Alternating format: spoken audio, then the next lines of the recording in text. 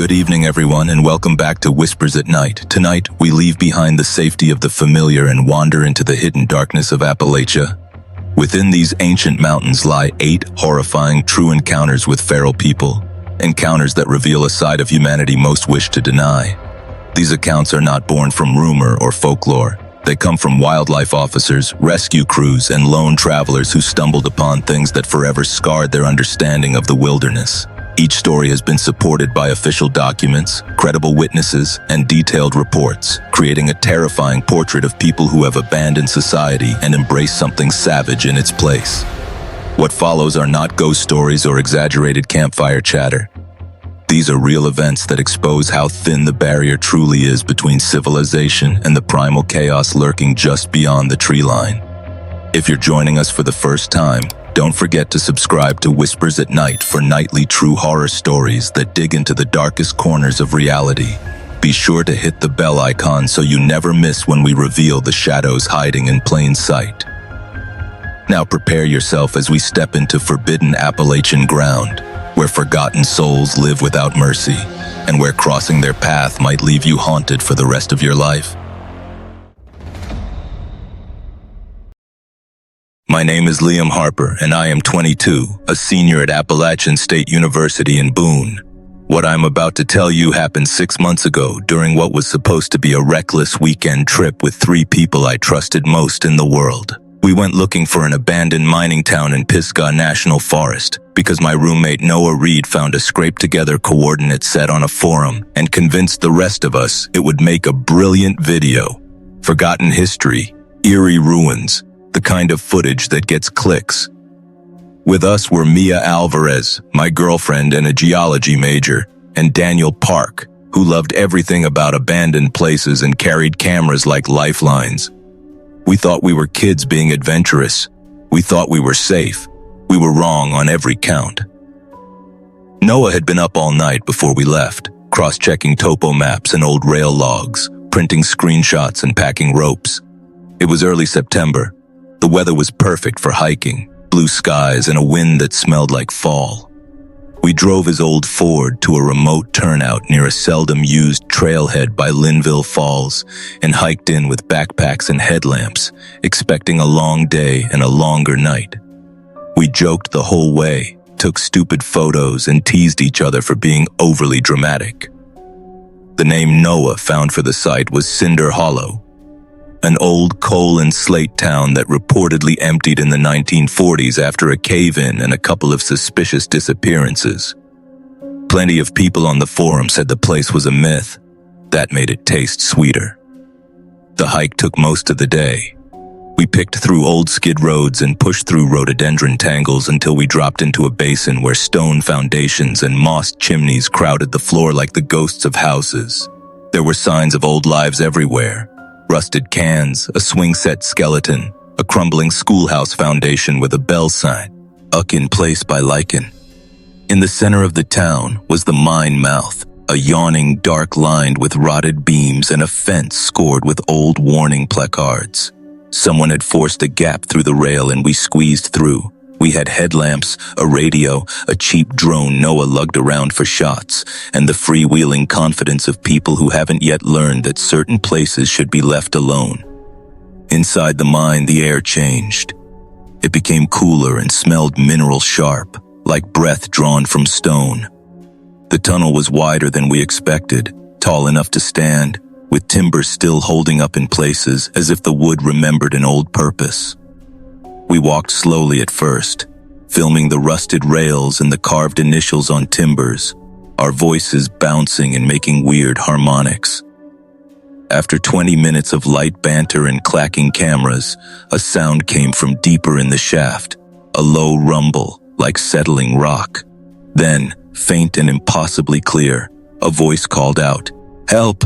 Please, someone, help me!" Noah froze. "Did you hear that?" he whispered. We all did. The voice sounded urgent and close and impossibly familiar. It sounded like Daniel. But Daniel was standing 2 feet from me, mouth open, bewildered. He hadn't moved. He was right there with the same stupid camcorder smile he'd had since middle school. The voice echoed again. this time answering itself from a passage we hadn't explored. It sounded exactly like Daniel. His cadence, the way he shortened his vowels, his tiny habit of swallowing the end of words.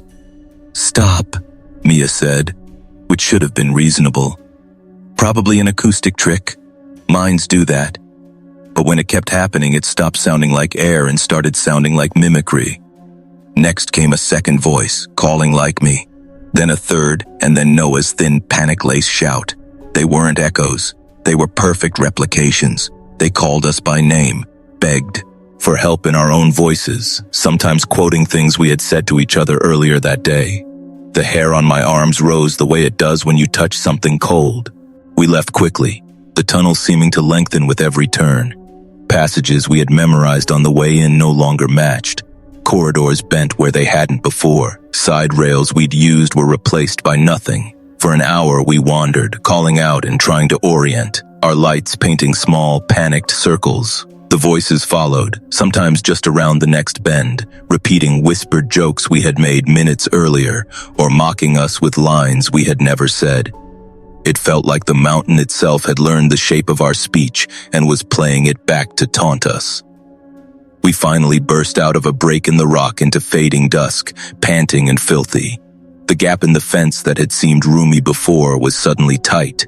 We had to squeeze, palms bleeding, to exit. That night we camped among the foundations, uneasy, the ruins looking like a graveyard lit by our shivering fire. Every rustle beyond the tree line made us flinch. Around 3 a.m, I woke to laughter down by the collapsed company store. Mia stirred and pushed at my shoulder. She'd heard it too. We saw shapes moving at the tree line, figures that matched our silhouettes but moved with the wrong timing, limbs lagging like bad puppets. We left the next morning with a decision to never speak of the mine to anyone.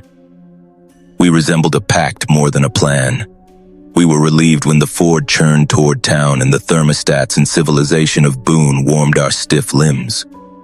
For 3 days we told ourselves the mine had been a bad idea and that we were done. Then things started to happen that made disbelief impossible. Noah got a call from Mia's number while we were in class. The voice on the phone said she was outside his dorm and needed help, breathless and terrified. Noah grabbed his jacket and ran, not to find Mia, because she was sitting next to me in lecture, scrolling through notes. When he called Batten, like in a panic, Mia answered, bewildered. "I didn't call you," she said. "I've been in the library. Who was it?" The number on Noah's phone matched Mia's perfectly. He showed us the log. It was stamped with the carrier info. It was her number. It just wasn't her calling. Then Daniel's mom texted him a video of him in downtown Boone doing an interview for a campus zine. It was him. The same hair, the same camera strap. But Daniel swore he hadn't been downtown that day. He'd been in lab with 3 witnesses.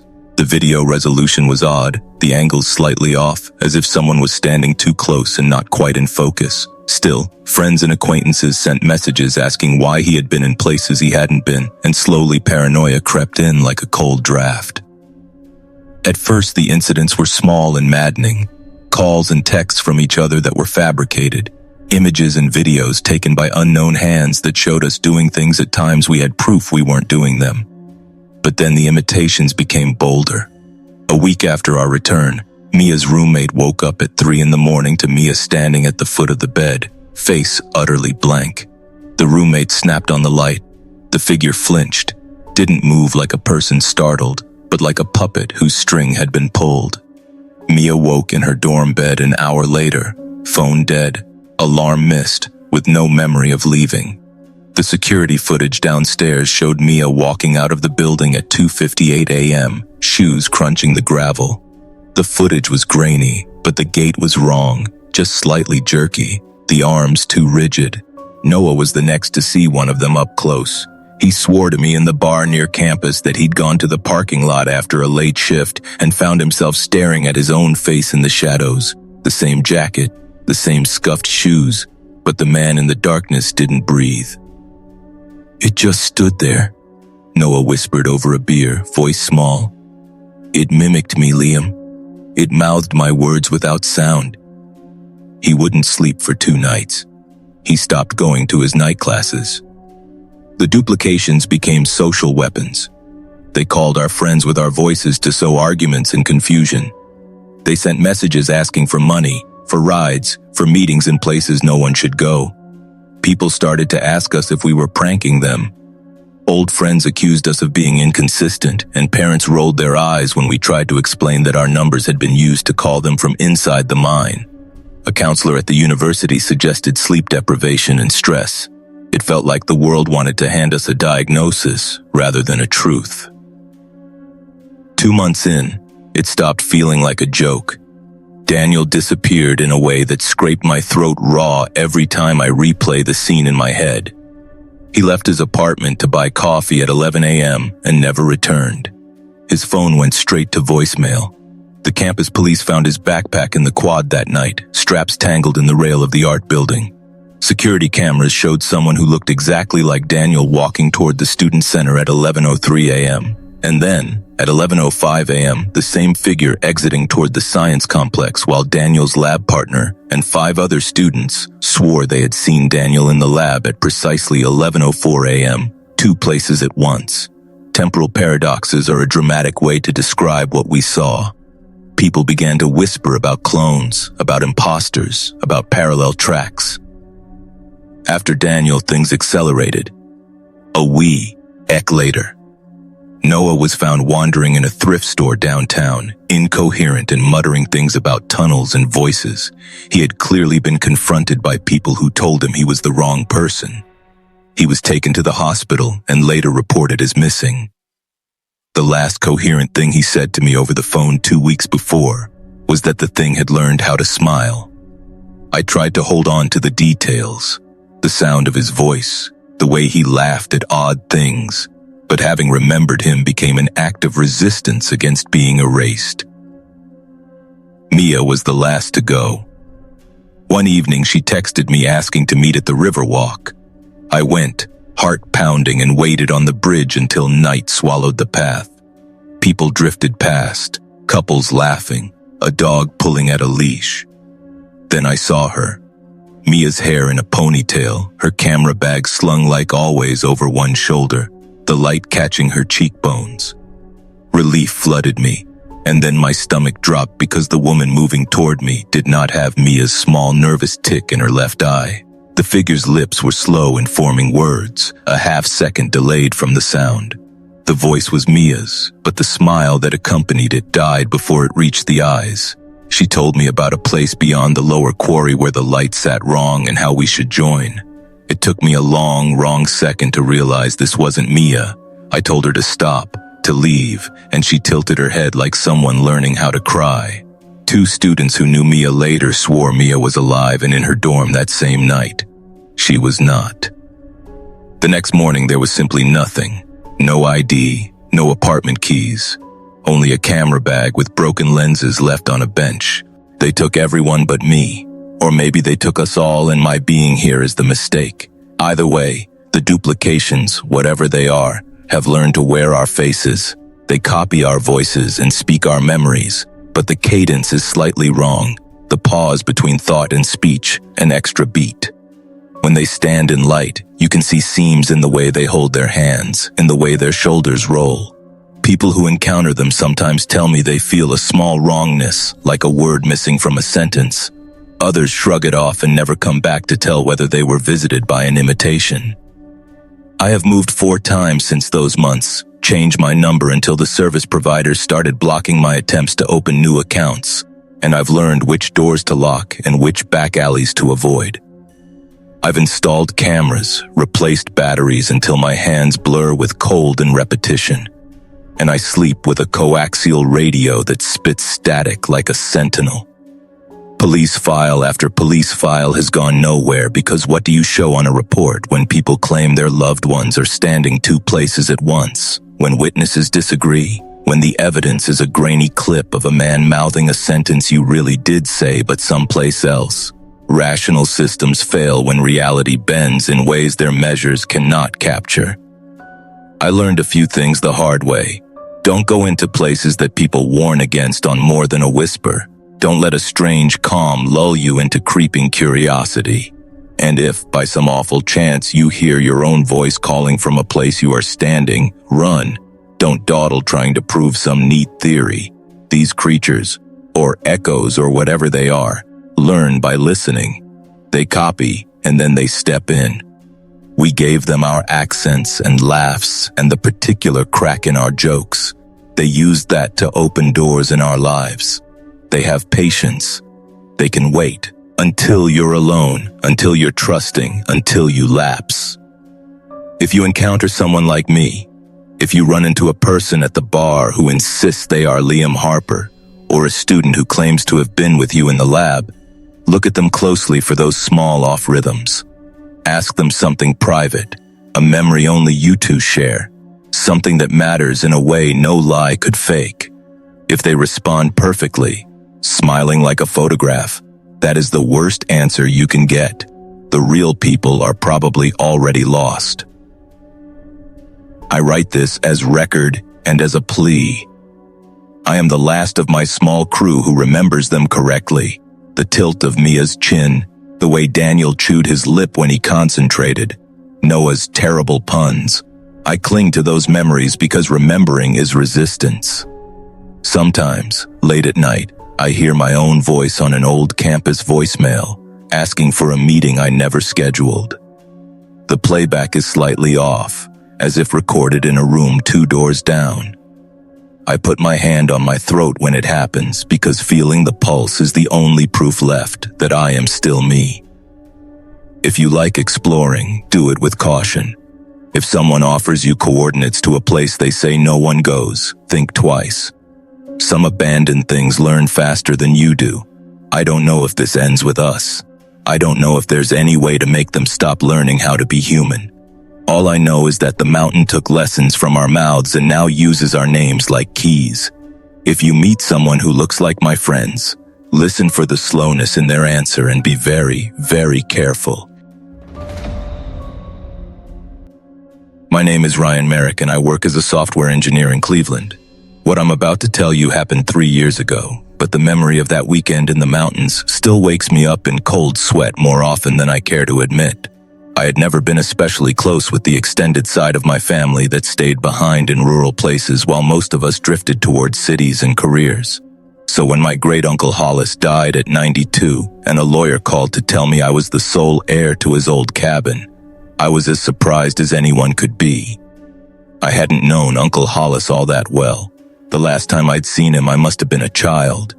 He had lived alone for decades on a parcel of land tucked up against Cedar Hollow National Forest. 40 acres of steep hills, hardwoods, and a log house that, according to the papers, had been in our family for generations.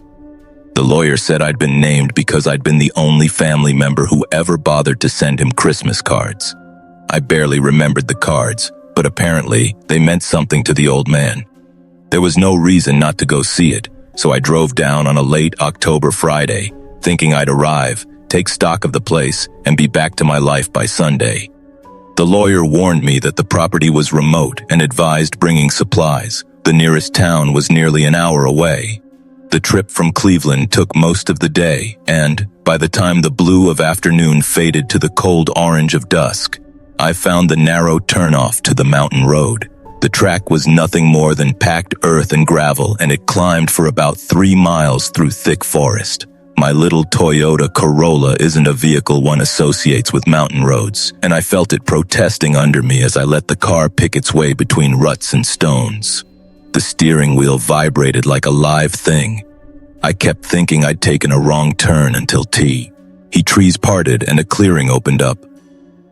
The cabin sat alone in a shallow bowl, a low wooden house with a wide porch and a heavy stone chimney. The meadow around it was edged with oaks and sugar maples, their leaves already flecked in fire and rust. It was larger than I expected. From the road I could see smoke curling from the chimney. That struck me as wrong. Hollis had been dead for over a month. I parked, sat a moment, and looked around for any sign that someone else might be there. I hadn't noticed the other cars at first. Along the side, half hidden near a stand of saplings, were 3 vehicles. A battered Ford pickup that looked like it had been patched together 20 times over, a relatively new sedan with a dented bumper, and an old rust-speckled compact that might have been older than my Corolla. All had state plates belonging to the county. They were not abandoned. I killed the engine and climbed out, my heart oddly loud in the quiet. The front door was heavy oak set on thick wrought iron hinges. I knocked once and waited. Footsteps moved inside and footsteps approached. Then the door swung inward to reveal a woman in her 50s with a wide, unlined face, graying hair pulled into a loose bun, and a worn flannel shirt. She squinted at me with slow recognition. "Well, bless me," she said, her accent thick with the valley. "You must be the boy. I thought it might be you finally." She peered closer. "You're Ryan, ain't you?" She stepped back and smiled with a hospitality so practiced it almost felt rehearsed. "Come on in then." I blinked. "I'm sorry. Do I know you?" She laughed, a warm but practiced sound, and made room for me to enter. "Course you don't remember me, baby.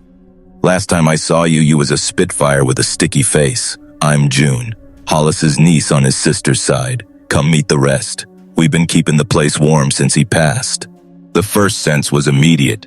The cabin smelled like wood smoke, fat frying savory on a stove, and tea.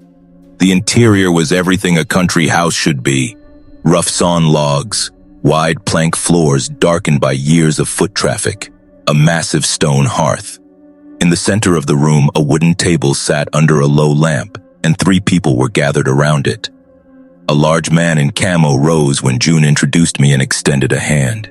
He had a dense beard, and the kind of calloused hands that belonged to someone who had spent long days outside. "Good to finally meet you, cousin," he rumbled. "Name's Roy, June's boy. We've been watching the place since Hollis went." The others introduced themselves as Liza, who claimed to be a cousin from down the hollow, and Hank, her husband.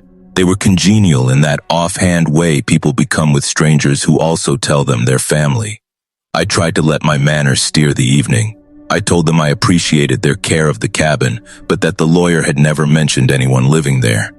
Roy and June exchanged a look that did not register on the surface. Then Roy shrugged. "These mountains got their ways. Paper don't always paint the whole picture," he said. "Hollis always told us this place belonged to the kin. He'd be glad to see it filled with folks." It felt wrong. My father, who was Hollis's nephew, had never mentioned any of this. There were a lot of stories told in families, some true and some embroidered, but none of them had included these people. I kept my voice steady. "I understand, but the will named me. I drove out from the city. I'd like to take a look around and figure out what to do in the morning." June clucked. "Nonsense. Hollis's room is all yours. We got room enough." Liza's smile was quick and practiced. "You need a place to unpack. Don't go chasing paper at night. You tired." I spent the evening watching the More Than Talking. They told little scraps of family lore, some of which sounded plausible. Hollis teaching them to split logs, his terrible sense of humor, the stories of our great-grandfather building the place. But the details were fuzzy. Names misremembered, dates that never aligned. When I excused myself, I told myself I'd just go up for a wash and rest. I wanted to look through Hollis's things. Maybe the photos or letters would fill in the gaps and reveal some long-lost branch of kin I'd forgotten. Hollis's room was the sort of room you imagine an old man would keep. Simple, tidy, and deliberately sparse. A single bed, a worn dresser, a small wooden desk under the window. In the top drawer of the desk, I found a leather album of photographs. I sat on the edge of the bed and began to flip through them. There were black and white images of stern-faced men in overcoats, sepia prints of children on porches, and later color photos of family reunions. I recognized my grandfather's face in a few. There were even a handful of shots of my father as a younger man. Page after page showed people with the same set of features clustered into generations, and page after page there were faces I knew from holidays and birthday cards. But among those 100 or so photographs, I did not find anyone who looked like Roy, June, Liza, or Hank. Not one. The thought landed on me like a blow. These people were not kin. They were strangers. They had moved in, pretended to be family at the threshold, and were now living in Hollis's house. I felt suddenly very small in the huge, quiet room, alone on someone else's land with no phone service and no easy way out. For a while my head buzzed with practical plans. Go straight to the car in the morning and drive to the lawyer, call the police, get a restraining order. But those plans felt far away, like morning visions that would evaporate with sunrise. Right then, I was a man in a bed on the 3rd floor of a mountain cabin with people downstairs who had lied to my face. I lay awake and listened. Their voices were low at first. The lamp downstairs painted the ceiling with soft gold. Then the words slid into phrases that held a malice that turned my stomach. They were whispering, or at least trying to whisper, about me. Roy had the clearest voice, thick and measured. "We can't have him up here making trouble," he said. "He's a city boy, gonna want papers, gonna want the law, might get nosy." Hank's voice, quieter and colder, answered, "We could say we changed our minds, make it look like a family arrangement. It's not like no one comes up here much." Liza offered a suggestion that made me want to throw up. "Maybe we pack up his things and he goes back. Folks like that don't stick around when it's real quiet." Roy smacked a palm on the table. "Or we make sure he doesn't want to come back. Accidents happen up here. Folks fall. Folks get lost. City folk don't know how to read the land." There was a pause, and I felt my mouth go bone dry. Their words were not dark metaphor. The tone carried the calm of men who had weighed and chosen a bad route. Time slowed. I counted breaths. The room felt 1,000 feet high, and the floorboards under me felt paper thin. If they were talking about making me disappear, I was alone on a mountain with no help in sight. I dressed slowly, trying to keep the sound of cloth and zipper to a muffled whisper. The house hummed with the muffled, perfunctory noises of people preparing for bed, the scrape of chair legs, the clink of a mug. I reached into my nightstand, felt for the keys I'd put there earlier from my jacket pocket, and felt the metal cool and real in my palm. I crept to the door and listened. Silence downstairs for a moment, as if they'd fallen into sleep. A murmur here and there, and then nothing. Roy had the rifle, I told myself when I peeked. I'd seen him cleaning it over near the hearth when I'd looked from the stairs. That was all I needed to decide to leave now rather than wait for a morning that might never come. The upstairs window in Hollis's room opened onto the roof's broad flank. The metal roof was slick with night dew and cold. The idea that followed was impulsive and ugly. Climb out, edge along the roof, drop to the dark, and make for the car. I moved like sleepwalking, opening the window the slightest crack, easing my body into the rim, then sliding out onto the cold metal. The railing of the porch below caught the moonlight and my breath turned visible and sharp. The roof groaned in a way that made the blood in my ears throb, but it held. I inched along, shoe toes scraping, heart in my throat, and slid down the slope to the eave. The drop to the ground was farther than I'd thought. I landed hard, pain punching up my legs. For a second I froze, listening for the sound of a door opening. A shout. Nothing. I moved through shadows like a ghost, the cabin looming in my periphery, a rectangle of warm light where they sat, oblivious to me. My car, a small silver Corolla, sat where I'd left it, 50 feet away under maple branches. I kept low, moving from shadow to shadow, feet muffled, breath in short, controlled bursts. When I reached the car, I fumbled with the keys like a thief who had somehow become one. The engine turned over and I hesitated only long enough to decide I would drive now. I backed out slow at first. Then the road opened and I put distance between me and the house in the way that felt both insane and necessary. There were no headlights behind me or any sounds behind me. The road down the mountain was a black ribbon threaded with the faint shine of my headlights on gravel. I kept looking in the rear view, expecting to see a vehicle following, but there was only darkness and trees. When I hit the highway, I felt the muscles in my shoulders unclench a fraction. I drove straight to the sheriff's office. Inside, under fluorescent lights, I told the story in pieces that felt thin and stupid next to the steady professional men in uniforms writing notes. They knew the area, they said. Remote cabins up against a national forest were magnets for people who liked to stay invisible. They agreed to send a deputy with me to the property the next day. The deputy who came out had an easy way of explaining things, a blend of sympathy and blunt realism. "You did right getting off that property," he told me. "You listening in saved you. Folks don't always mean it when they talk like that, but when they do, it's best not to be around to find out." 2 days later, the sheriff's department returned with a warrant and a small team. The raid was efficient and ugly, in a way I had only seen on TV.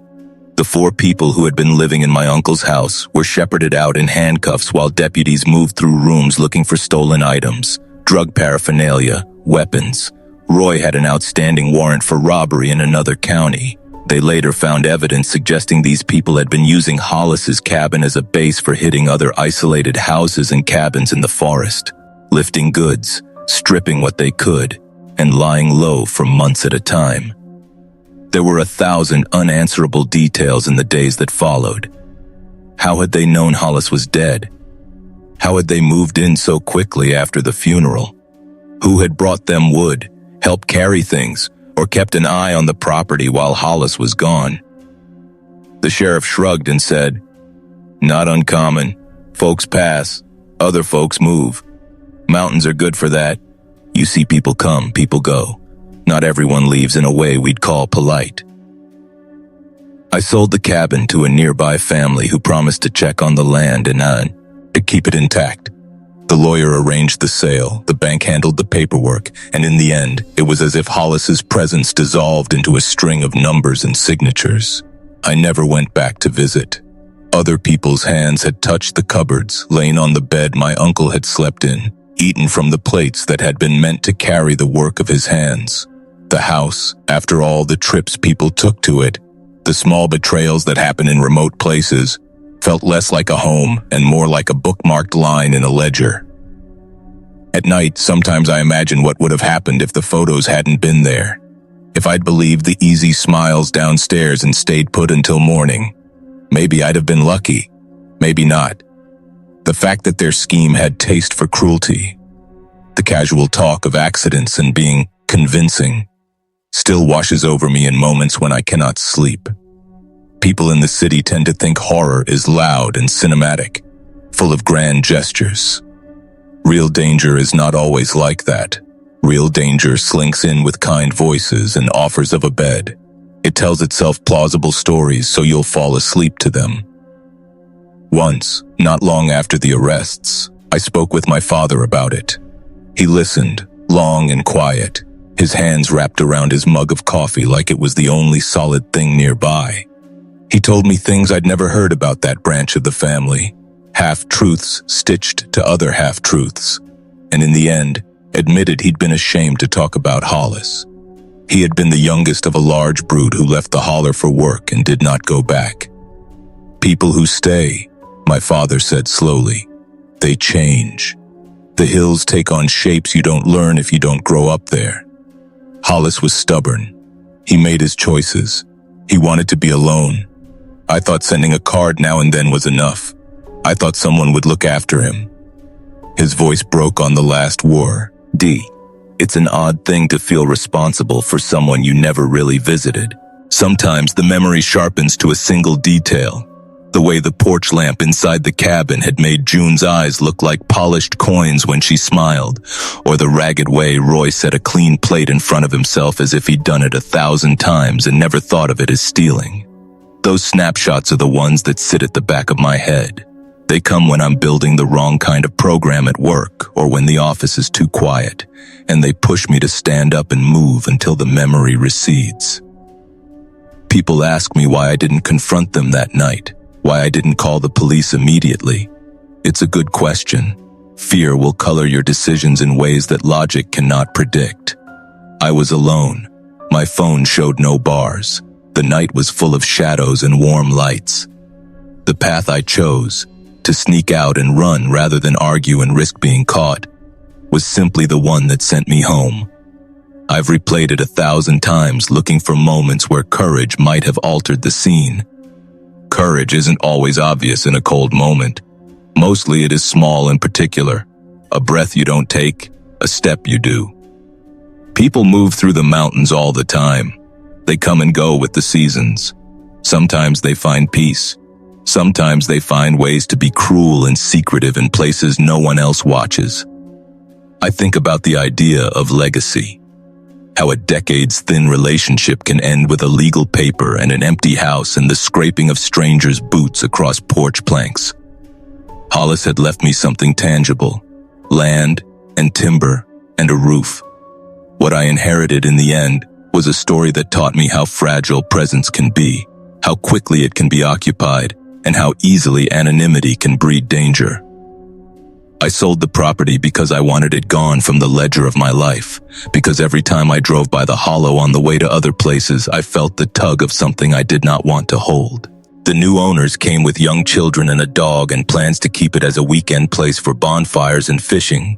I picture them in the summer sometimes, laughing under a sky that was once the same, and is now different only by the people who occupy it. If there's a moral in this, it is an ugly, practical thing. Small courtesies like a card can reach a lonely person's life and be the thread that ties strangers into family. Equally true is the darker lesson that remote comforts invite people whose needs are not benign. You never want to be naive about either. I sometimes think of Hollis at his kitchen table, maybe alone, maybe with a candle, maybe writing a note. Maybe he was good, maybe he was cantankerous. It doesn't change that people who arrive after he's gone tried to make him an absence they could exploit. There are 2 nights I remember most vividly. The night I first saw the cabin with smoke from its chimney, and the night I slept in my bed back in Cleveland and felt safe in the hum of city air. The memory of one has sorted itself into a warning that sits in the ridge of my bones. The memory of the other is a kind of frail, uncertain relief. Sometimes I'll never know how close I came to being one of those unsolved disappearances families talk about in hushed tones. What I do know is this: the mountains hold their own stories, and sometimes those stories involve people who prefer no witnesses. I was lucky. I didn't have to find out what it would be like to be a story without an ending. My name is Marcus Hendris, and for 8 years I served as a park ranger in the Monongahela National Forest in West Virginia. 3 months ago, I set out on what should have been a simple overnight patrol in one of the most isolated corners of the wilderness, a task I had performed dozens of times before. What happened out there has haunted every waking moment since. I resigned my position, moved my family to another state, and I have tried in vain to bury the memories beneath routine and distance, but they cling to me like the smell of smoke in your clothes long after a fire. Some experiences carve themselves into you so deeply that there is no undoing them, and I fear this is one I will carry to my grave. The Monongahela region of the forest is vast, nearly 1 million acres of ridges, ravines, frozen creeks, and towering Appalachian hardwoods. During the summer months, it is a paradise for hikers and hunters. But in the dead of winter, when the snow buries the trails and the temperature plummets, it becomes a place very few dare to enter. On February 15th, I was assigned to patrol the remote Cranberry Wilderness sector. Temperatures had dropped to 18 below zero. Snow had fallen for 3 days straight, and common sense said the assignment should have been postponed. But reports had been coming in of illegal hunters pushing deeper and deeper into restricted areas, and my supervisor wanted eyes on the ground before someone got themselves killed. I remember preparing my equipment with a care that bordered on superstition. I double-checked my radios, packed extra batteries, loaded my truck with food, heating packs, and survival gear. Experience had taught me that in those conditions, even small mistakes could turn fatal. The drive out took almost 2 hours, the roads narrowing to icy tracks winding through steep mountains. By the time I reached the end of the Logie Nang Road, visibility had shrunk to barely 30 feet. I parked in a small clearing that served as an unofficial trailhead, switched off the engine, and listened to the silence press down around me. The kind of silence you only find in deep wilderness. No engines, no voices, just the faint groan of trees straining under their frozen weight and the crunch of snow beneath my boots as I set out. I had been walking for maybe 45 minutes, the cold air burning in my lungs, when my radio crackled to life.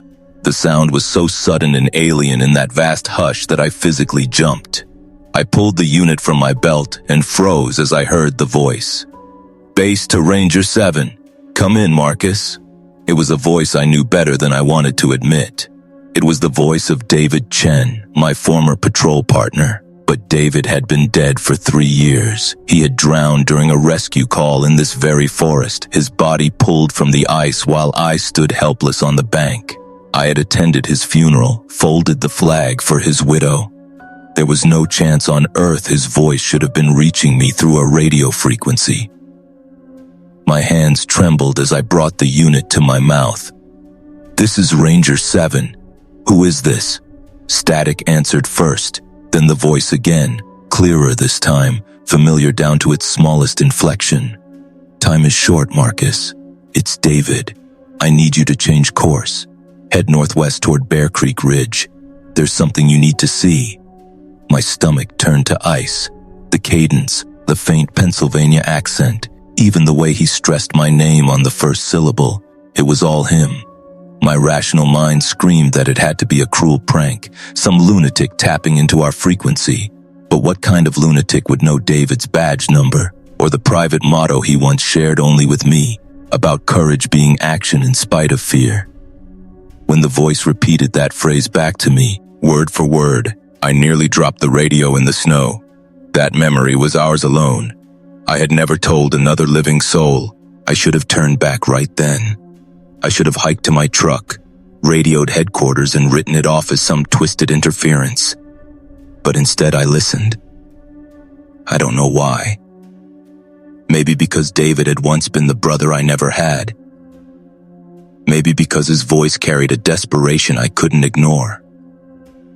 Against every instinct screaming at me, I changed course and began the long, cold march northwest toward Bear Creek Ridge.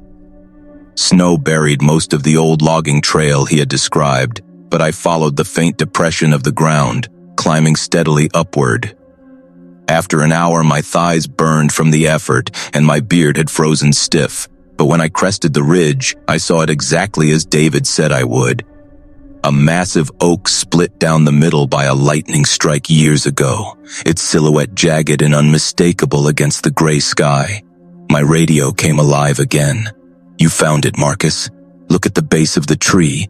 The ground is disturbed. Dig there." I moved closer, heart pounding, and sure enough, even beneath fresh snow, the soil bore the marks of recent excavation.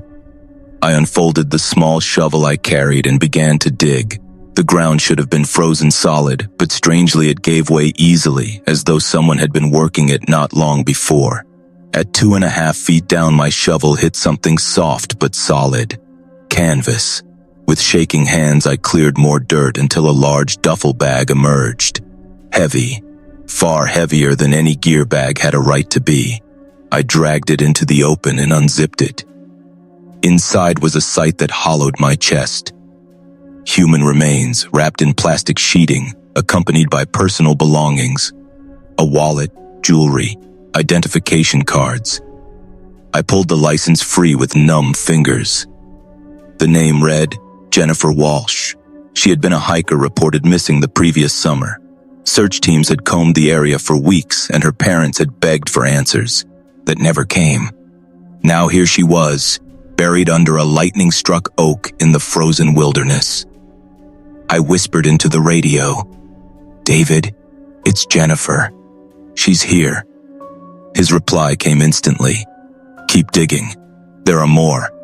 This place has been used as a graveyard. They deserve to be found." In a trance of horror, I obeyed. Over the next 2 hours, I uncovered 3 more sites in the immediate area, each containing remains wrapped with the same methodical care, each accompanied by personal effects that tied them to missing persons from the past 5 years. A watch engraved with initials, a locket with a child's photo, A driver's license belonging to a young man whose face I recognized from a bulletin posted in our station. The air around me seemed to thicken as if the forest itself mourned. All the while, David's voice guided me. Dig here. Step carefully there. Document what you see. He knew the locations with impossible accuracy, as if he had been standing over the killer's shoulder. Darkness crept fast, swallowing the ridgeline. I realized I could not stay. I had to get the evidence to law enforcement before the storm worsened. I packed what I could, photographs, notes, coordinates, and began the perilous trek back. The snow was deeper now, the trail almost erased, and I stumbled often, but the voice never left me. David whispered warnings, pointed out safe footholds, urged me onward when exhaustion threatened to drop me to my knees. I reached my truck at last, collapsed inside, and sobbed into the steering wheel. "Marcus," David's voice said one final time over the static, "you've done good. Those families will know peace, but the one responsible still breathes. His name is Raymond Hutchkins. He lives in a cabin 12 miles southeast of Bear Creek Ridge. The evidence you found will lead them to him. Finish this." I begged to know how he could know such things, how a dead man could guide me through snow and graves, but his answer was only, "Some bonds don't end, Marcus. Some promises hold us here until they're kept." Then the radio went dead. Back at headquarters, I filed my report, handed over the photographs, the coordinates, every detail David had given me. The investigation that followed shocked even seasoned lawmen. They found the cabin. They arrested Raymond Hutchkins. He confessed to 7 murders spanning 6 years. The bags I unearthed held 4 of his victims. The others he described in chilling detail. Families who had suffered endless limbo finally had answers, closure, bodies to bury, justice of a kind. But here is the part I have never told in any official report. Forensics concluded I was the first to disturb those graves. Soil patterns, vegetation, snow accumulation, all of it showed no evidence of prior excavation. According to science, no one else had been there before me, and yet David had described each location perfectly, had guided my hands as if he'd been watching for years. I checked the radio logs later. There were no transmissions recorded on our frequency that night. None. According to the record, I spent the night alone in the mountains, talking to no one but myself. I cannot reconcile what happened. I know David Chen is dead. I watched his coffin lowered into the earth. But I also know he spoke to me on that ridge, that he carried me to those graves, that without him, those families would still be searching for answers. I have left the ranger service, sea behind, taken a job far from wilderness. But sometimes, when the house is quiet and I flick past static on an old handheld radio, I hear his voice again. Calm, familiar, still my partner. And I know with a certainty that chills me that some bonds are stronger than death, that the mountains remember everything, and that the dead do not always rest until the truth has been brought into the light. My name is Hannah Whitaker, and for 29 years I lived a life that could only be described as painfully ordinary. I worked as a receptionist at a small law office in Asheville, North Carolina, kept mostly to myself, and rarely strayed far from my routines. I never thought of myself as someone who would stumble into the kind of story that keeps you up at night, the kind of story that changes the way you look at your family, your home, and even the very land you walk on. But everything I believed about safety, about truth, about the boundary between the living and the dead was shattered just 3 months ago in the mountains of eastern Tennessee. It began when my father called to tell me that my grandmother, Margaret Whitaker, had taken a bad fall in her old farmhouse. Margaret was 91 years old, stubborn as the day was long, and had refused to leave her home despite her failing health. The house sat alone at the edge of the Smoky Mountains, surrounded by acres of forest that seemed to press against its walls. When I was a child, we'd visit in the summers, and I'd listen to her sharp voice scolding my father, or the way she'd snap at me for leaving the screen door unlatched. I never liked the woman much. She was strict, cold, almost cruel. But she was family. And when Dad told me she needed help, I felt I had no choice but to make the 2-hour drive into the mountains to care for her. From the moment I arrived, something felt wrong. The house looked smaller than I remembered, sagging into itself, the paint peeling, the porch steps bending under my weight. The woods around it seemed darker, thicker, as though the trees had grown closer in over the years. Inside, Margaret lay propped up on her old iron bed, her face pale but her eyes still sharp. "You came," she said, her voice a rasp. "I wasn't sure you would." I told her I couldn't just leave her here alone. She only smirked, muttering something under her breath about how blood binds stronger than choice. I stayed that first night in the guest room, a place that smelled of dust and mothballs, with faded wallpaper peeling from the corners. The wind rattled the windows, and somewhere out in the trees, I thought I heard a sound like a woman crying. I told myself it was just a fox. Over the next few days, I settled into a routine. Cooking, cleaning, checking in on Margaret, who would sometimes stare at me with an unsettling intensity, as though she were seeing through me or past me into something I couldn't perceive. On the 4th night, I found her sitting up in bed, whispering into the dark. When I asked her who she was talking to, she only said, "She's here again. You'll see her soon enough." The next morning, while clearing out the old pantry, I found a box of papers and photographs shoved behind a stack of broken jars. Most were harmless. Letters from long-dead relatives, yellowed photographs of family reunions. But one photo stopped me cold. It was of a young woman with bright eyes and a wide smile, standing in front of the very farmhouse I was in. The back of the photograph had a name scrawled in faded ink. Laura Mitchell, 1986. I had never heard that name before. When I asked Margaret about her, she tightened her jaw and turned her face to the wall. "Leave it be," she snapped, harsher than I had heard her speak since my arrival.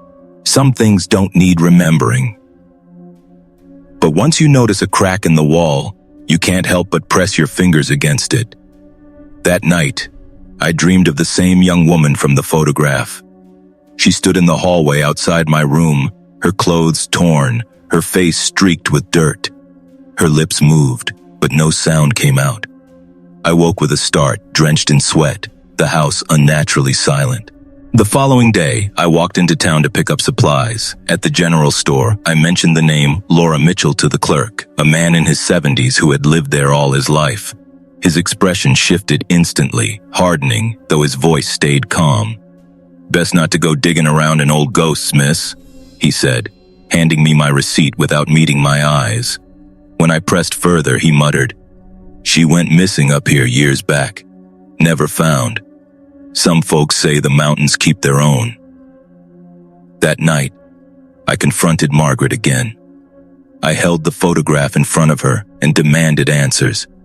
She stared at it for a long time, her expression unreadable. Finally, she said, "That girl, she was trouble from the start. Always wandering where she shouldn't, always asking questions. She came here once, said she wanted to explore the ridge trail. She never came back.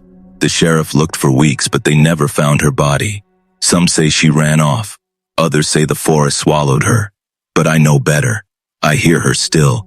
She screams at night. She wants someone to see." Her words rattled me more than I cared to admit. That night, I lay awake in bed, listening. Around 2 a.m., the crying began again, faint at first, then louder. It wasn't a fox. It wasn't any animal I knew. It was a woman, sobbing and calling for help. My skin prickled with every note of it. I buried my head under the blanket, praying for silence, but the wailing seemed to seep through the walls, through the floor, through my very bones. The next morning, I couldn't take it anymore. Against my better judgment, I packed a flashlight, a flare, and some rope, and followed the sound into the woods. The snow was knee-deep in places, the air sharp and biting, but the crying guided me like a beacon. It drew me up toward the old ridge trail, a place Dad had once forbidden me to go when I was little. The trail wound upward through gnarled trees, their branches twisting like hands reaching to stop me. After nearly an hour of climbing, I stumbled into a small clearing. The crying stopped abruptly. The silence that followed was worse than the sound had been. My flashlight beam caught something half buried in the snow, a scrap of faded fabric no bigger than my palm. I brushed away the ice and found what looked like the corner of a shirt, torn and rotting. My stomach turned. I kept digging, the cold burning my hands even through my gloves, until the soil gave way to something pale. At first I thought it was a root, but as I cleared more snow, I saw the unmistakable shape of a human hand, bone and flesh fused together by time and decay. I staggered back, nearly falling onto the frozen ground. For a long moment, the forest was utterly still. Then, from behind me, came a whisper. "Thank you." I spun around, heart hammering. The clearing was empty, but the air was charged, heavy, like the moment before a storm breaks. I stumbled back down the ridge, half running, half sliding, until I burst through the door of the farmhouse, gasping for breath. Margaret was waiting in her chair by the window. She didn't look surprised. She only nodded slowly and said, "Now you know." I wanted to call the police, to bring in search teams, to tell someone what I had found. But when I reached for the phone, the line was dead. My cell had no signal, and Margaret only laughed, a dry, rasping sound. "They won't come. They never do. The mountains keep their secrets." That night, I barely slept. Every creak of the house set my nerves on edge. At some point, I must have drifted off, because I woke to the sound of footsteps outside my bedroom door. Soft, dragging, deliberate. I held my breath, staring at the crack beneath the door. A shadow passed across it, pausing just outside. Then the handle turned, slowly, as though testing it. I wanted to scream, but no sound came out. After what felt like an eternity, the pressure on the handle released, and the footsteps moved away. When morning came, I found Margaret's bed empty. Panic surged through me until I spotted her outside, standing barefoot in the snow at the tree line, her nightgown whipping in the wind. I rushed out to her shouting, but she only raised a trembling finger toward the ridge. "She's waiting," she whispered. "You set her free." That was the last thing she ever said to me. By the time I got her back inside, her breathing was shallow, her eyes distant. She passed away that afternoon, her hand clutching mine with surprising strength until it finally went limp. The authorities came then, finally, after it was too late. They found the remains I had uncovered, confirmed through dental records that it was indeed Laura Mitchell, missing for 37 years. The sheriff avoided my eyes as he gave me the report. The official statement was that she must have gotten lost on the ridge trail and succumbed to the elements. But I knew better. I still hear her crying at night, even now, miles away in my apartment in Asheville. Some truths, once uncovered, don't let you go, and some mountains never give back what they take. My name is Dr. Helena Marquez, and I am a professor of cultural anthropology at the University of Michigan. For the past 15 years, my work has been devoted to the living folklore of rural America, oral histories, ritual practices, and the persistent supernatural beliefs of isolated mountain communities. I have published books on remnant traditions and taught courses about how stories hold families and landscapes together. What took place during my field stay in Pendleton County, West Virginia, however, forced me to revise the neat categories I had taught for years. It moved something I once treated as metaphor dangerously close to the edge of actual experience. In the spring of 2022, I received a modest grant to perform a concentrated field project on Appalachian cryptid traditions. I planned 6 weeks of interviews aimed at tracing how tales like the Mothman, the Hollow Beast, and other shape-shifting figures were told, adapted, and used by people who lived with real physical isolation. My aim was anthropological, to record, contextualize, and analyze. I rented a small hunting cabin on the fringe of a place locals called Cedar Hollow National Forest, a weathered structure owned by a family who used it intermittently during the season. It sat roughly 12 miles up a gravel road outside the tiny town of Larkspur, far enough that cell phone reception soon dissolved into blank bars. The solitude was part of the point. I wanted to be where the stories were still practiced, not just recited. The first week was a dream of oral history. Elders obliged me with hours of stories, accounts of strange lights over ridges, of wolves that behaved like something else entirely, and of neighbors who vanished and returned changed. One woman proved central to my growing archive. Her name was Eudora Hale. Her family had lived in the hollow for more than a century.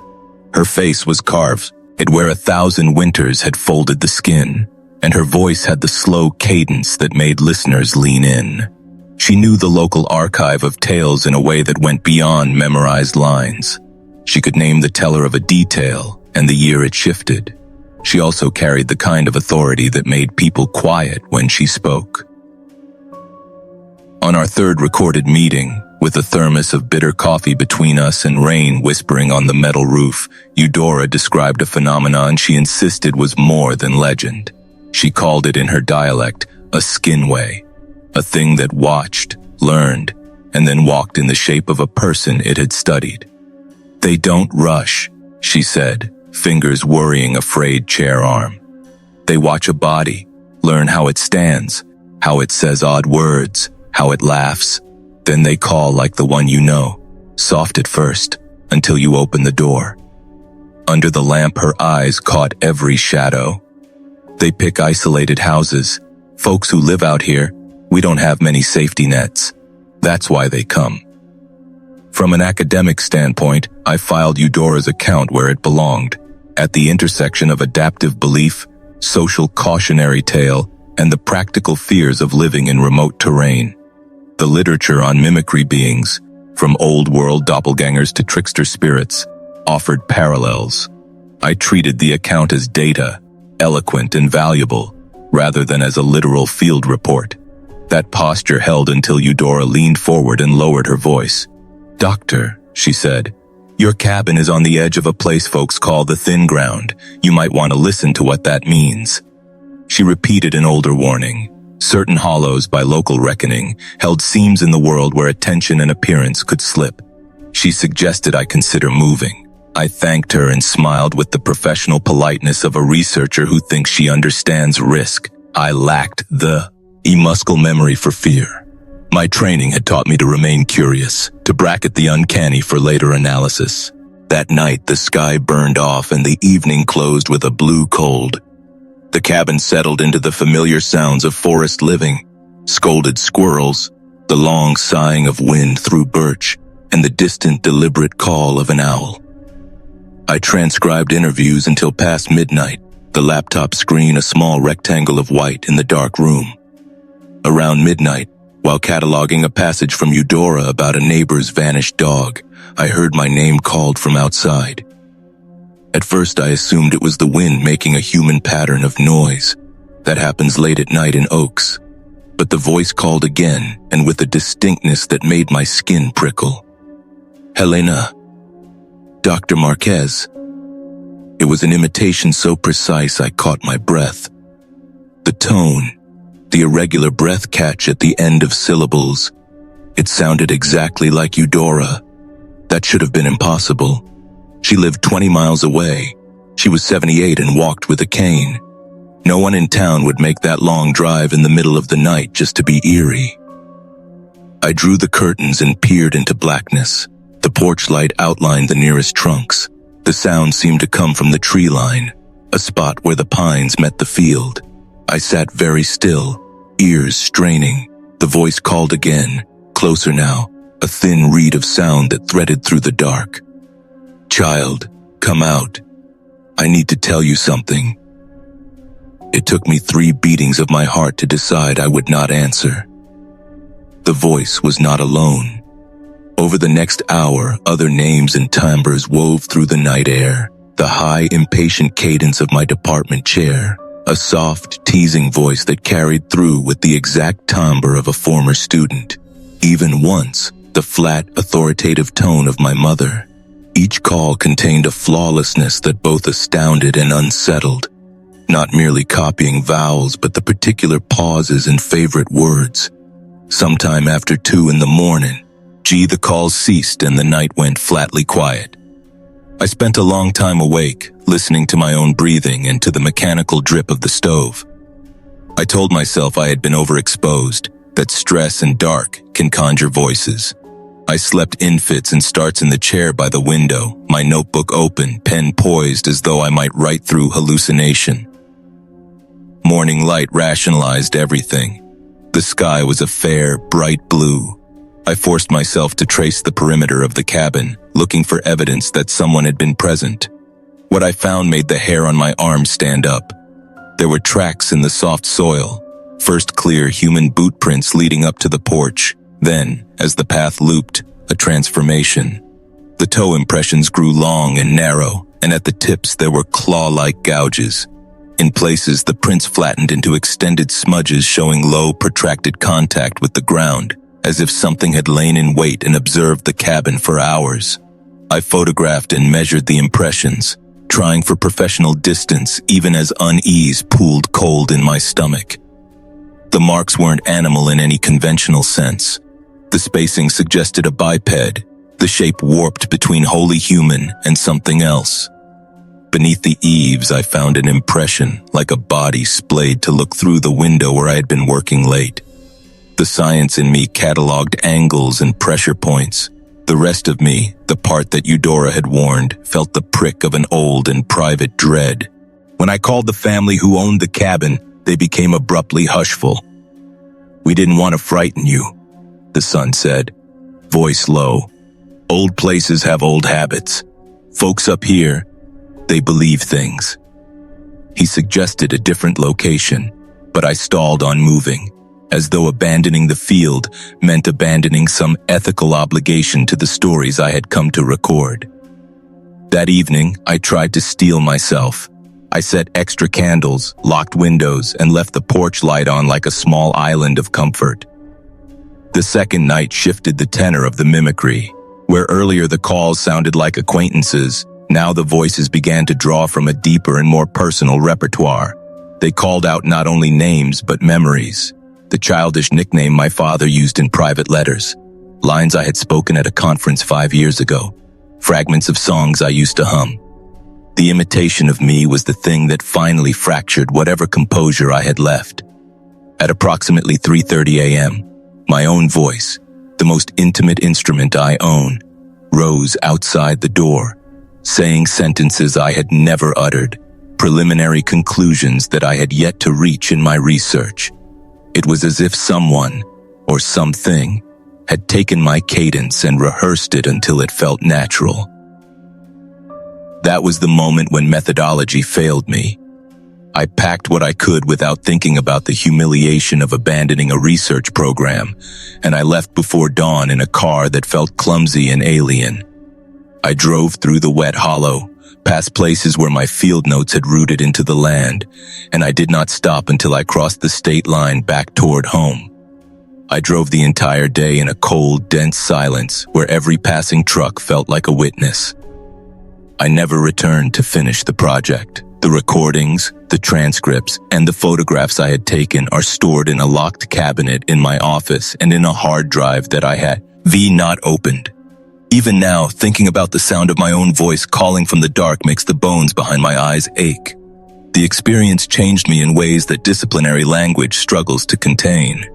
Where once I treated folklore predominantly as a symbolic system, a set of metaphors people use for social cohesion and moral instruction, I now also accommodate the possibility that these narratives, when taken seriously by the people who live among them, can access things that feel like a different order of reality.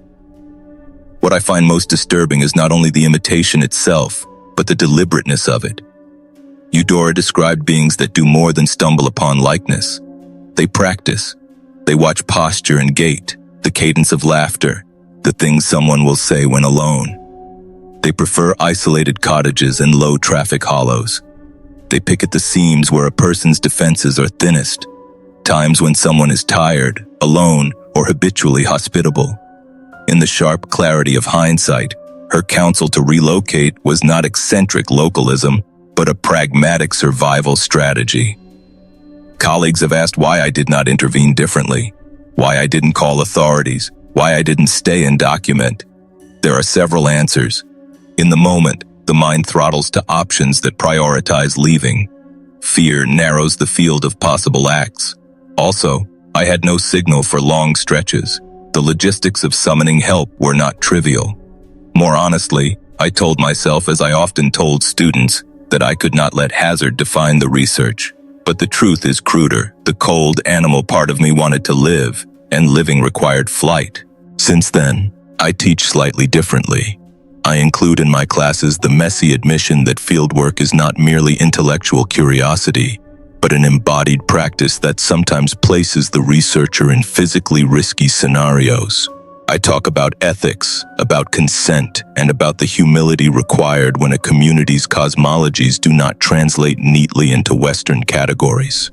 And, on quiet nights, I think about the thin ground Eudora spoke of, places where attention and appearance are porous, and I listen for the familiar cadence of old voices, as if the world still practices being what it thinks we should be.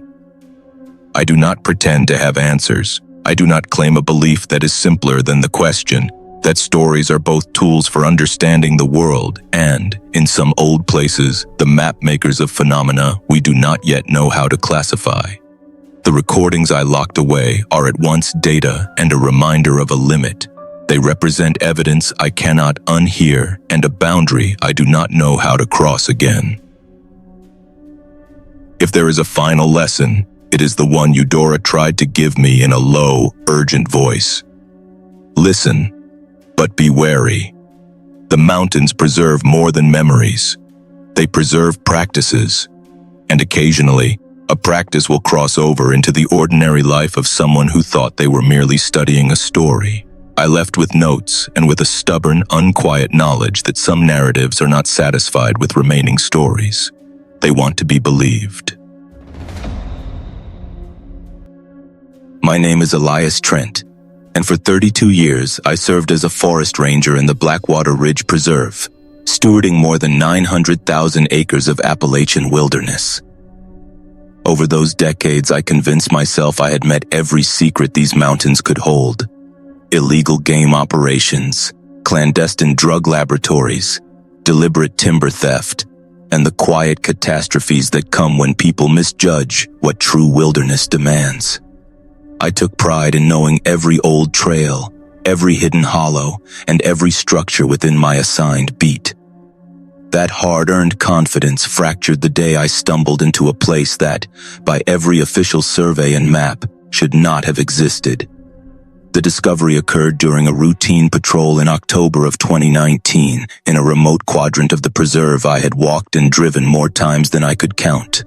A string of reports had come in about unusual vehicle traffic along some of the abandoned skid roads that lace the deeper woods. Hunters and loggers sometimes used those routes, but the pattern described in the complaints suggested something more organized. Multiple vehicles traveling along the same route at regular intervals, which does not fit casual activity. I had been following wheel tracks along an overgrown logging path for nearly 2 miles when I noticed something off in the canopy ahead. My maps and GPS insisted I was in unbroken timber with no clearings for miles. Yet a narrow column of pale smoke rose, steady against the October sky, from beyond the trees. In my years as a ranger, I learned to trust sensory signals. That column of smoke felt wrong in a way that made the hairs along my forearms rise. The plume was too constant to be a casual hearth. It suggested a more permanent heat source.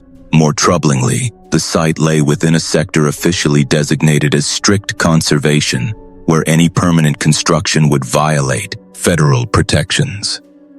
I concealed my vehicle in the shadow of a rhododendron thicket and pressed forward on foot, following the freshest tire ruts toward the smoke. The track wound through dense underbrush for another half-mile before opening into a clearing that did not exist on any of my topo maps. In the middle of that hidden hollow stood a well-kept log house with a stone chimney, solar panels fixed to its sloping roof, and a slender array of antennae that jutted above the tree line. The yard showed the signs of regular upkeep: a gravel pad big enough for several vehicles, trimmed brush, and paths free of leaf litter. No cars were present when I first stepped into the open, but fresh tracks circled the pad, marks from trucks and vans deeper and newer than single-pass hunting rigs. What unsettled me most was how long and how completely the site seemed to have existed without leaving any trace on the records. Someone had hauled siding, timber, concrete, solar gear, and communications hardware into a valley that official records insisted was inaccessible to heavy freight. The logistics alone implied either government complicity or a cadre of people with time, money, and patience to spare. I spent an hour doing a careful perimeter reconnaissance, taking photographs and logging coordinates. The house was larger than it looked from the tree line. Low windows suggested a partially below-grade level. There were no immediate signs of occupancy, no clothing hung to dry, no smoke curling from a chimney, but the solar panels glittered as if functioning, and a soft mechanical hum leaked from within the building. The more I watched, the stranger it felt that the Preserve Authority had no knowledge of the place. Had some private outfit constructed a clandestine retreat? A survivalist camp? My mind ran through plausible explanations until the truth weighed on me like a stone. The site had the air of being designed for sustained, secret activity. I was reaching for my radio to call in a backup when the muffled thump of engines rose from the direction of the clearing. From behind a screen of saplings, I observed 2 Preserve pickups and an unmarked van enter the hollow. My stomach dropped when I realized who was among the newcomers. 3 fellow rangers, including my immediate superior, Captain Roland Ames, stepped from the vehicles, men I trusted and had served alongside for years, moving with the casual familiarity of people who had built routine around this place. They unloaded coolers and equipment as if this were a picnic spot. Their ease confirmed my worst suspicion. This was not a one-off intrusion, but an established location with regular visitors. Over the next 2 hours, I watched a stream of people move through the clearing, some in government outerwear, some in civilian garments that could have been contractors. 1 or 2 faces were entirely unfamiliar. What made my mouth go dry, however, were the glimpses I caught of the lower windows. The slits revealed what looked like heavily reinforced rooms and narrow cells in the semi-subterranean level. I watched a worker carry a stack of plastic-wrapped items into a basement hatch and then vanish. A mounting dread formed in my chest as possibilities sharpened. This place might be used to detain people, to hold them out of sight for transport, interrogation, or worse.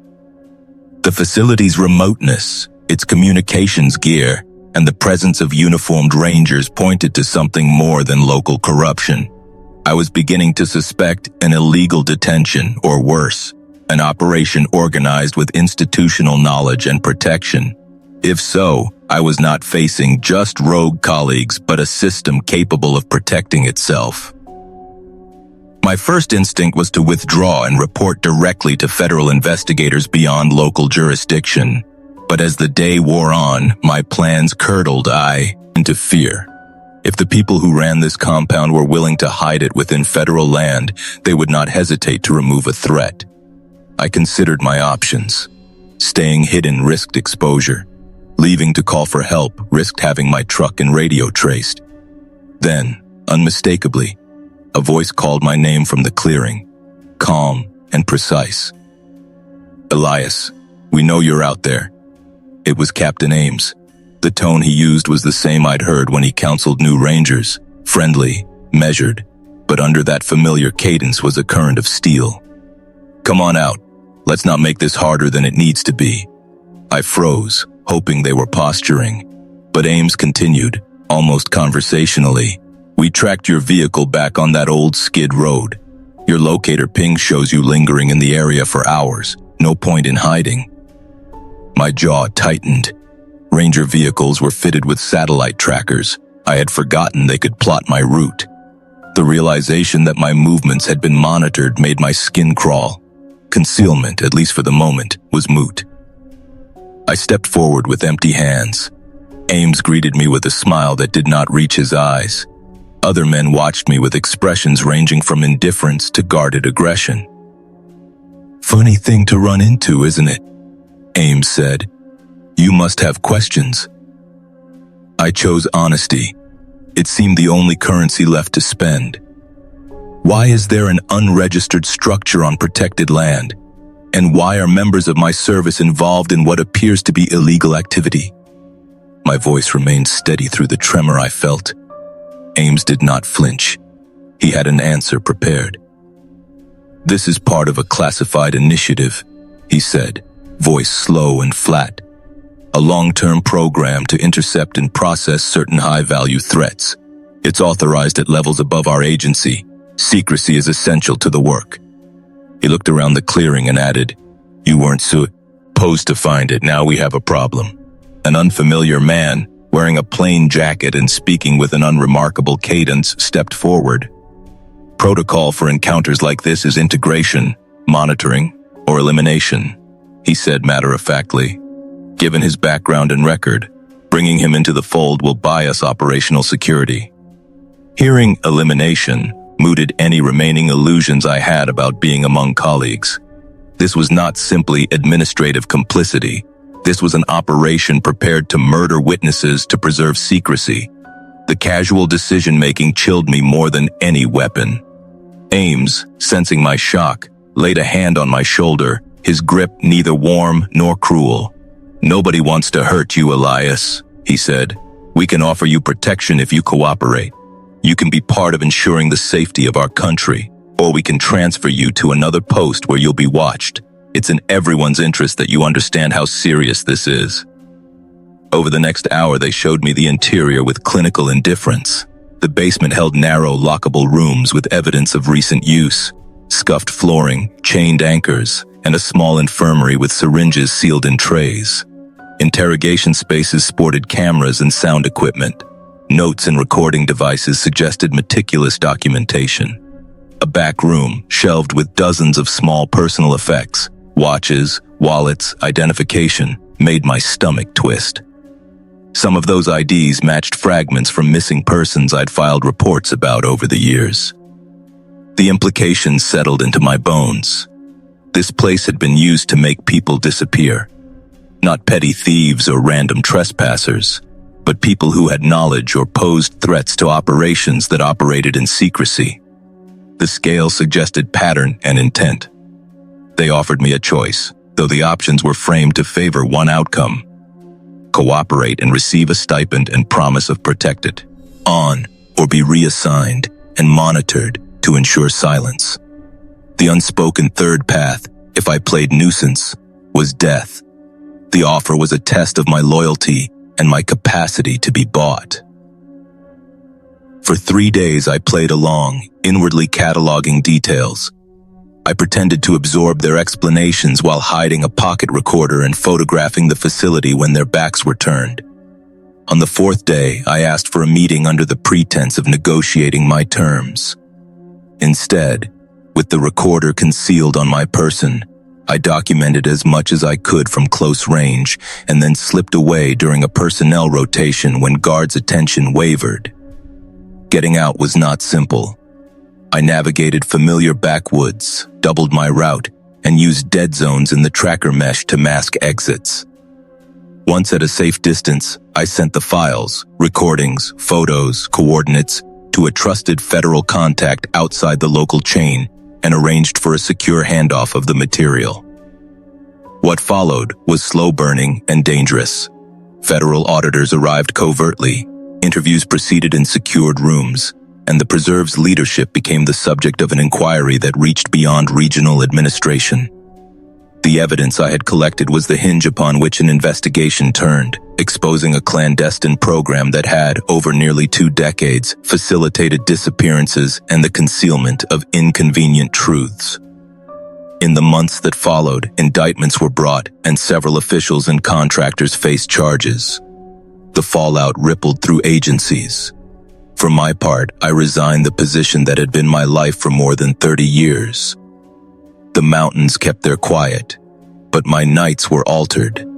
Sleep came in shorter pieces and memory returned in flashes of the hidden rooms and the rows of anonymous belongings.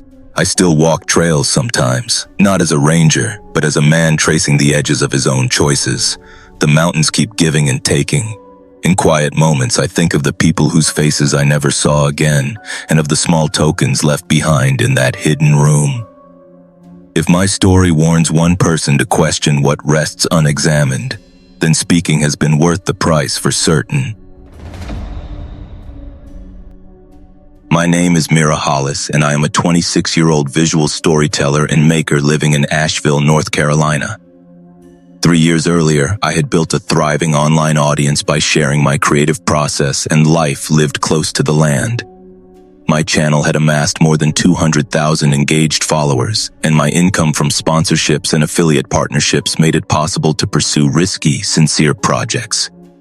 I thought I had found a way to marry artistic integrity with a comfortable independence, but the appetite for novelty on social platforms is a hungry thing, and I soon learned the cost of feeding it. In the autumn of 2022, I hit a creative dead zone. Engagement slid, algorithms favored louder personalities, and my work began to feel repetitive. The same studio shots and craft tutorials, the same safe little narratives. I wanted something raw and true, a place that would force me to create in ways my comfortable life never would. That's when I found a listing for a 19th century log cabin deep in the Cumberland Hollow of eastern Kentucky. The advertisement was everything I imagined. A hand-restored cabin tucked in a bowl of ancient forest, a place with only basic utilities and a promise of solitude.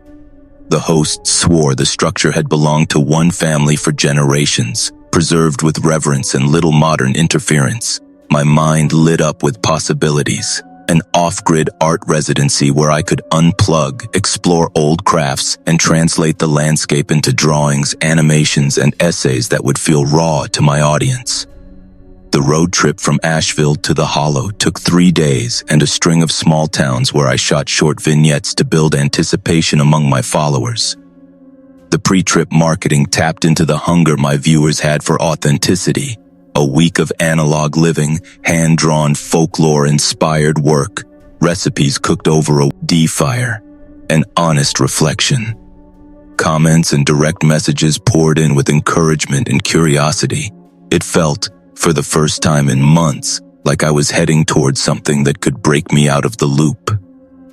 When I arrived, the cabin exceeded every expectation. It sat in a narrow basin with steep hills hemming in cold air and long shadows. The logs were hewn by hand. The roof sagged slightly in a way that suggested the structure had shifted and settled for more than a century. Inside, furnishings were spare and functional.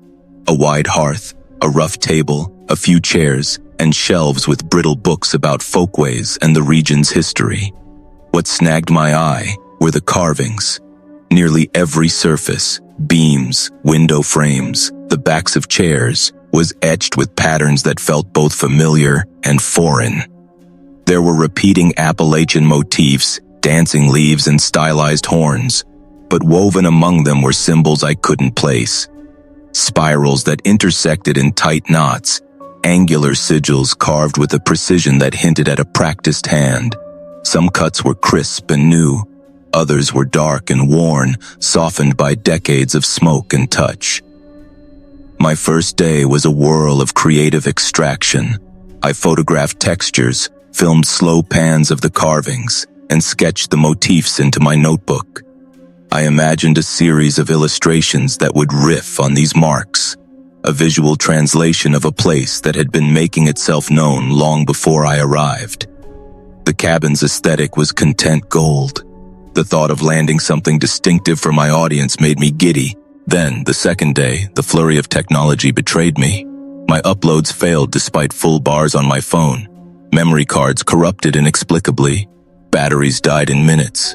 My camera, usually dependable, produced images with strange banding. Footage stuttered as if a ghostly hand scolded each frame. At first I blamed mountain weather and poor signal. By late afternoon, the failures had become selective. Devices would fail when I aimed them at certain carvings, particularly a cluster of spirals on the east wall and a tightly notched motif above the hearth. That evening, while I sketched by lamplight in the hush of the cabin, I heard voices outside, low and rhythmic. Not human speech I recognized, but cadences that suggested chanting.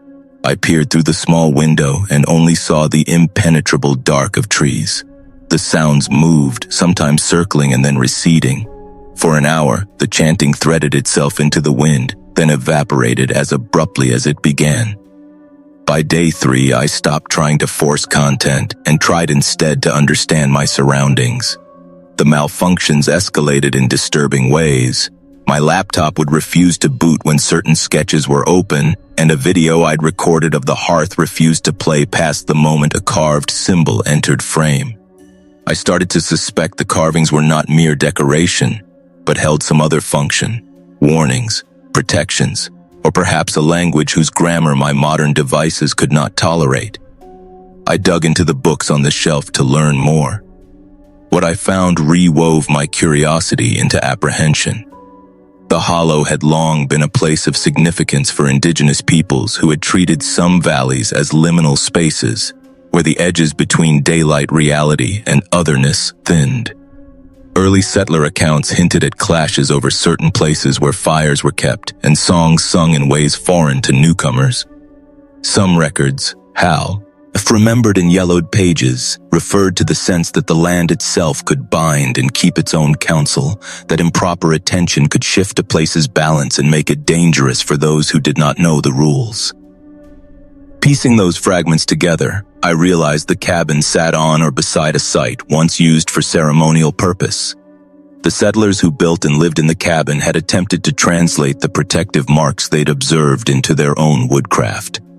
The result was a palimpsest of cultures: European notchwork braided with imperfect imitations of indigenous signs, each layer intended to guard, to warn, to bind. The more I read, the more I suspected that the marks worked only within a context of practice, protocol, and respect, things a hurried content creator rarely has time to learn. On the 4th night, sleep was shredded.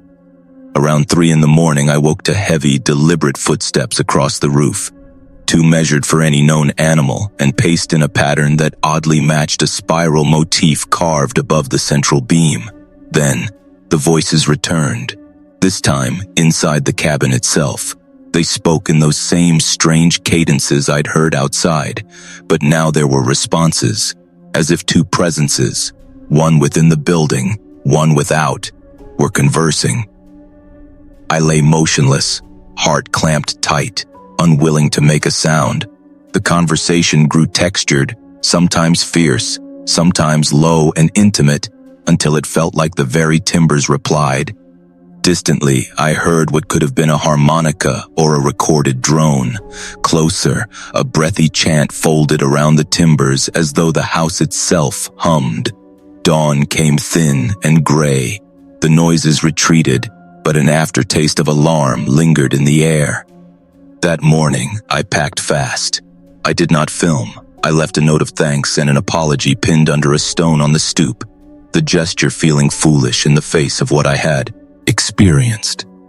As I shouldered my bag, an elderly man stepped from the tree line. His face was weathered, his hair silver, and there was a calm authority in his gait. "My name's Thomas Kestrel," he said. "I'm of the Kituwa people, and we've been watching this hollow for generations." He held out no accusation, only concern. He told me gently that the place was watched not out of superstition, but out of an ongoing responsibility. "These hollows are older teachers than any of us," he said. "They mark their own rules." Thomas explained that the mixed carvings in the cabin represented attempts to replicate protective designs without the context or permissions that practice required. To the people who had tended the hollow, the imitation of those marks without guidance could be a violation, an opening rather than a barrier. He believed my presence, combined with my attempts to photograph and share the symbols, had created a disturbance. He offered a way to leave safely. There would be a small rite, simple and earnest, to acknowledge the disruption and set intentions to mend the harm. In return, he asked that I delete all images and recordings from my time at the cabin and promised never to disclose the precise location or the carving's forms to my audience. He requested a contribution to cultural preservation, an act of restitution rather than punishment. I consented immediately. Pride and the hunger for a perfect post felt suddenly foolish next to the thought of something unseen and old being harmed. Thomas's ceremony was without theatrics. a soft-spoken invocation, a scattering of cornmeal at the 4 uprights, the burning of a small bundle of local herbs. He taught me how to knot a small piece of rawhide with gestures that signified respect rather than ownership. The air shifted, the oppressive tension I'd carried unspooled like rope. After the rite, Thomas walked me to my car. Before I left, I showed him the notebook I'd filled with loose sketches and messy notes. He peered at the lines and then shook his head. "Keep the feeling," he advised, "not the marks. Let the place keep its language." I deleted the footage and images as promised, watching the progress bar crawl to nothing with a mix of relief and grief. I made a donation to a cultural trust Thomas recommended and wrote to the host to tell him I could no longer publicize the site. On the ride home, silence sat differently in the car. My phone worked again, but I did not feel like posting. The hunger to monetize had shriveled under the weight of what I had learned. Weeks later, my followers asked about the abrupt end to my residency series. I said little, only that the trip had been formative and private. The truth, I decided, could not be reduced to a thumbnail or a punchy caption. Some places are not content studios. They are thresholds that ask for humility. Even now, when I face a blank page, I feel the hollows hush at my shoulder. It has made me ask different questions before I lift a camera or sign a contract. I measure the worth of a story against the harm of taking it from a place that holds living meaning. Offers still come, brands that pay for curated authenticity, but I set firm limits. I seek permission when necessary.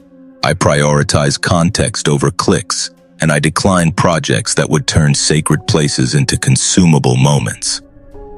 That week in the Hollow taught me that making can be an act of stewardship rather than extraction. Small practices, listening to elders, learning histories, refusing a flattering but harmful angle, have changed my work. The Hollow remains a quiet teacher in my memory, reminding me that respect can be more creative than exposure. My name is Ethan Crowley, and I am 44 years old. I have lived my entire life in the Allegheny Highlands of Western Virginia, in the same valleys and hollows where my family has walked for more than a century. My grandfather used to say that the Crowleys were born with mountain soil in our blood, and no matter how far we might wander, the ridges would always call us home. I never thought much of those words until 2 months ago, when I learned why my father always insisted on traveling certain routes through these mountains, and why he warned me, again and again, never to cut across certain hollows no matter how convenient it might seem. My father, Robert Crowley, passed away last spring at the age of 72. He had been running liquor through these ridges for over 50 years, following tracks and back roads that his own father had taught him. Even long after whiskey became legal again, there was always a hunger for what the Crowley family made. People swore our corn liquor was smoother, richer, and more powerful than anything that came off a commercial still. I knew how much work went into it, how many nights of hauling sacks of grain and tending fires in the woods, but I never realized how much more there was beneath the surface of our trade. Dad never talked openly about his roots. He was precise, almost ritualistic, about the way he moved through the mountains.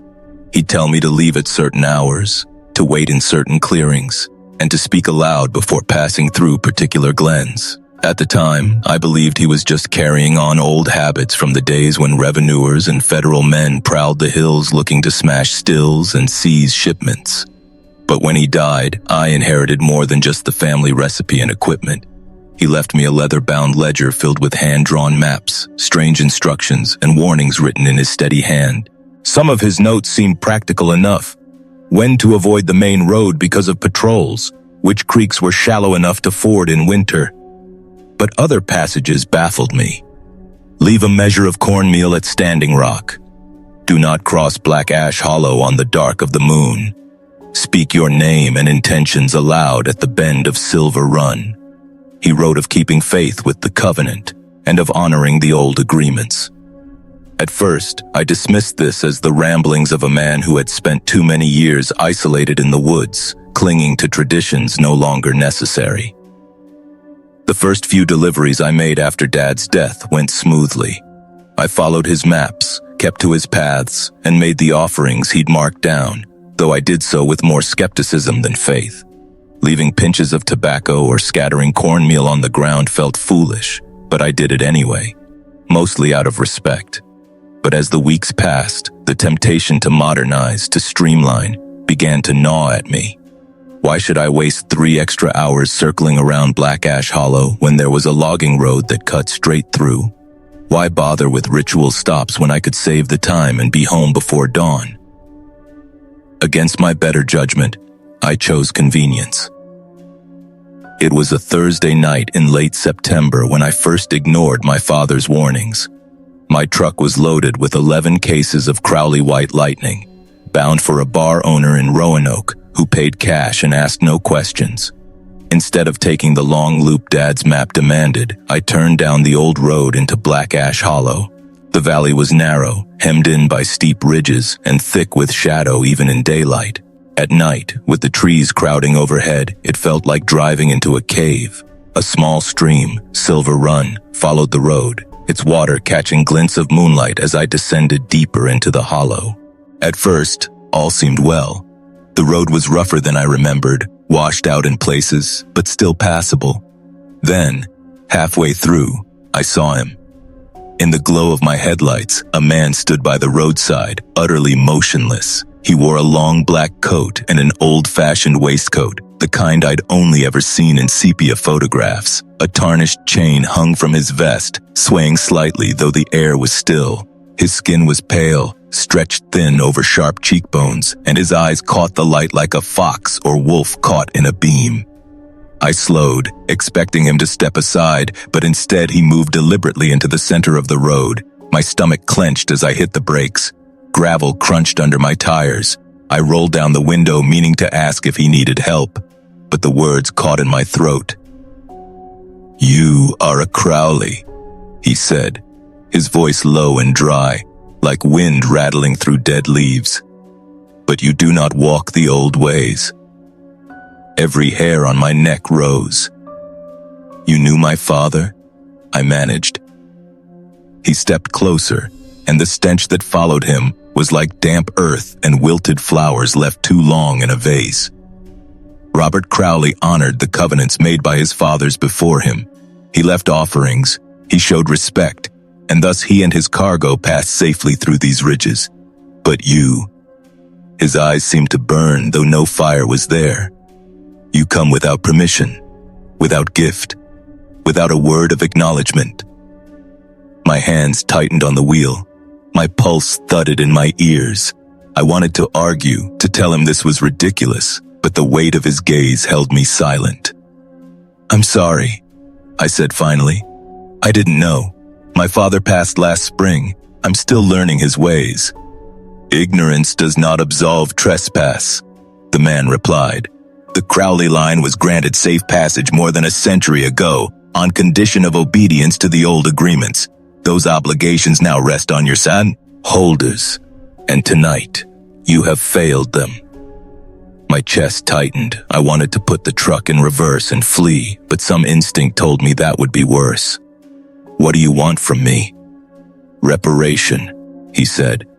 3 bottles of your finest spirits buried at the stone circle at the head of this hollow, spring water from Silver Run's source, and blood, freely given, to renew the covenant forged by Elias Crowley in 1871. You will make these offerings within 3 nights. Fail, and the protections of your family will be stripped away. The mountains will turn against you, and you will not survive them. He stepped aside then, gesturing with one thin hand. My truck's headlights passed over him as I slowly turned the vehicle around, but when I glanced back, the road was empty. I drove the long way to Roanoke, hard hammering the entire trip. The delivery was late, but no one complained. My mind was consumed by what had happened. Over the next 2 days, I combed through Dad's papers and family trunks in the attic. To my astonishment, I found proof. Journals written by my great-great-grandfather Elias, filled with accounts of harsh winters, federal raids, and desperate bargains struck with the watchers of the deep valleys. He wrote of voices in the dark, of figures who demanded gifts of corn, tobacco, whiskey, and blood in exchange for safe passage and secrecy. It was all there, hidden in plain sight in our family history. On the third evening, just as the man had commanded, I loaded 3 bottles of our best into a sack, filled a jug from the spring above Silver Run, and carried a knife in my coat. The stone circle was not marked on any modern map, but Dad's ledger guided me to it. Tucked away in a clearing ringed by ancient oaks, the stones formed a perfect ring 20 feet across, older than any church or cemetery. Moss covered their surfaces, but the air within the circle felt charged, as if a storm hovered just above. Kneeling in the center, I buried the bottles. I walked the perimeter, pouring the spring water carefully around each stone. Then, with shaking hands, I drew the blade across my palm and let blood drip onto the rocks. The air stirred, though no wind touched the trees. A pressure built, like unseen eyes watching from every shadow. When the final drop fell, the weight lifted. Silence returned. I left the hollow with trembling legs, convinced that if I turned back, I might see that pale man watching from the trees. Since that night, I have followed my father's roots to the letter. At every rock and glen, I leave the proper offerings: a pinch of cornmeal, a leaf of tobacco, a swallow of whiskey. What once felt like superstition now feels like survival. And the mountains, in their way, have shown me the truth. On nights when I respect the covenant, the roads are clear, my tires hold, my engine purrs. Lawmen turn away at the last moment. Weather breaks in my favor. But when I forget even the smallest token, trouble comes swift. Flat tires, dead batteries, strange shadows flickering at the edge of my lights. I used to believe my family thrived because we were clever, careful, and hardworking. Now I know better. We prospered because we remembered, because we gave respect to forces older than roads, older than laws, older even than these mountains themselves. I do not know of what these beings are, spirits, guardians, or something else entirely. But I know this: they are real, and they keep their bargains. I will keep mine. The Crowley name has carried me this far, but from now on, every step I take on these mountain paths will be measured with care, with offering, with obedience. Some traditions are not quaint relics of the past. Some are binding, eternal, carved into the stone and soil of the land itself.